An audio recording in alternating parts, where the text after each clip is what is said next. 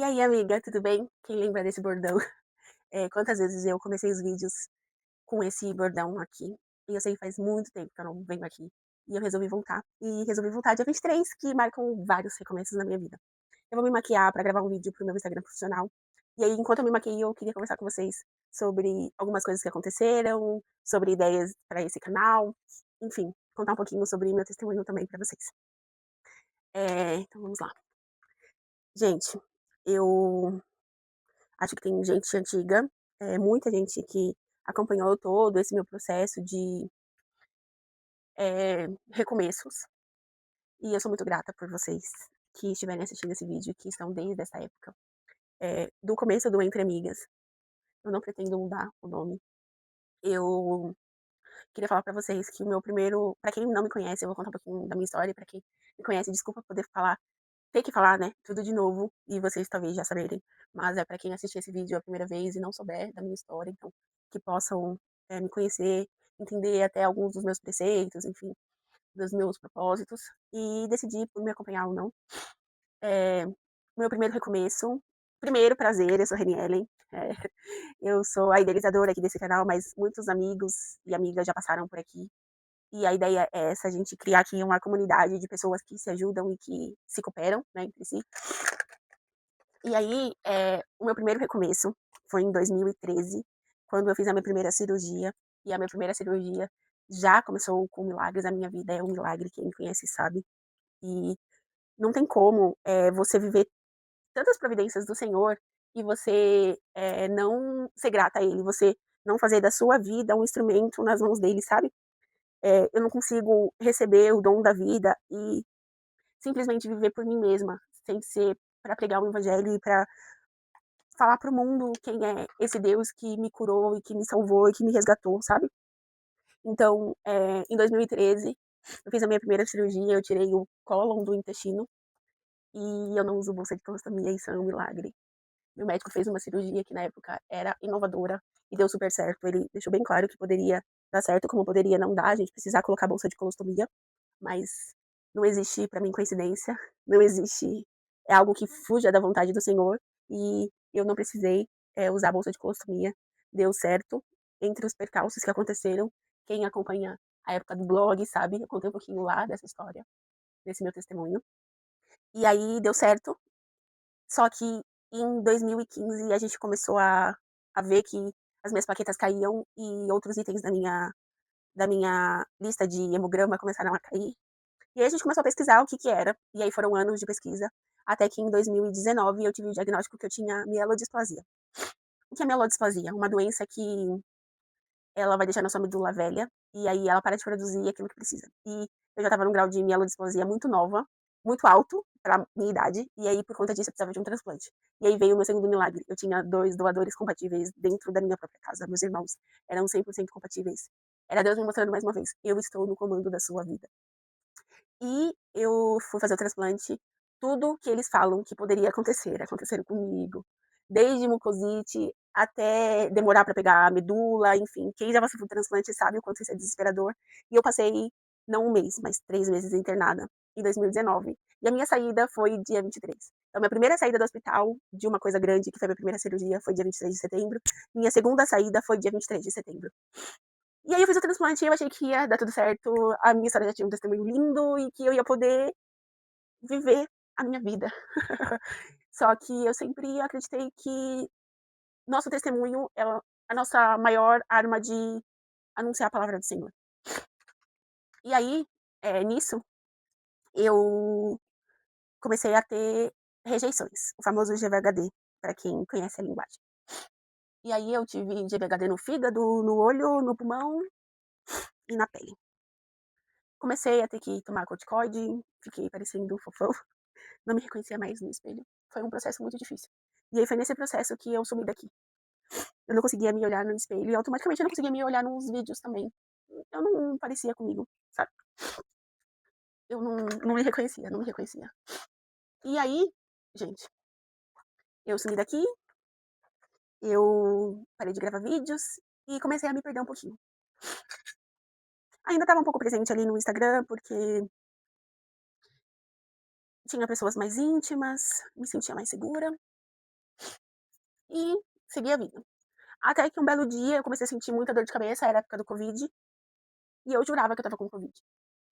E fiquei pensando: "Tô com Covid, é isso", mas a minha língua começou a ficar mole, e eu sentia muita dor de cabeça nessa região aqui, muita dor de cabeça.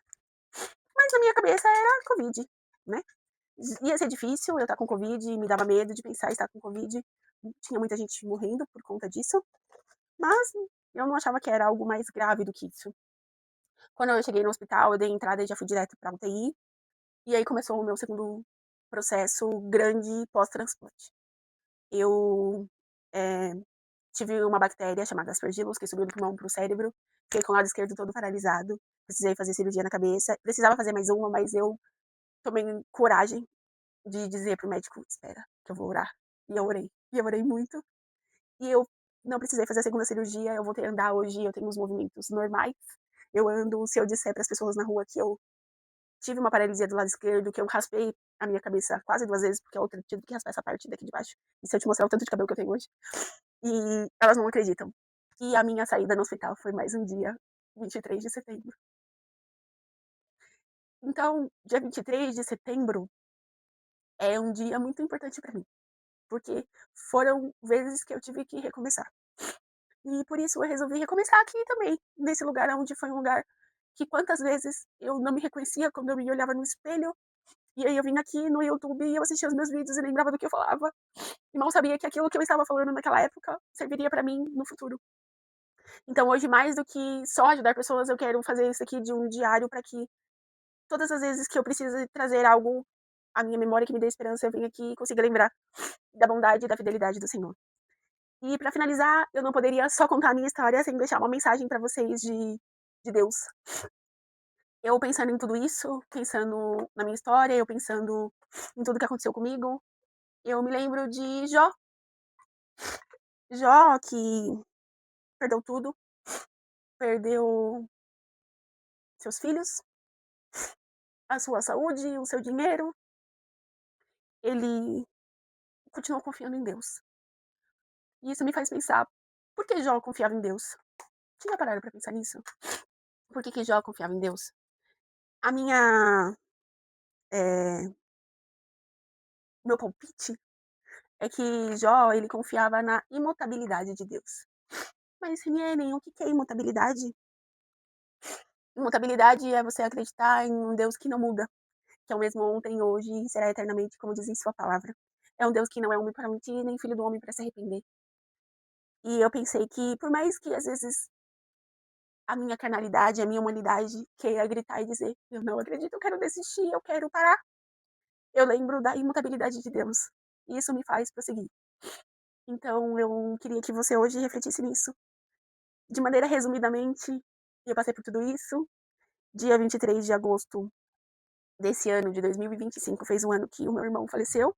Para quem acompanhou a época do processo do transplante sabe que ele foi o meu doador. Então para mim foi difícil 2 vezes, porque ele me deu a chance de continuar vivendo. Claro que foi Deus que fez dar tudo certo, mas ele foi instrumento nas mãos de Deus. E eu não podia fazer nada, não estar do lado dele, e isso é difícil.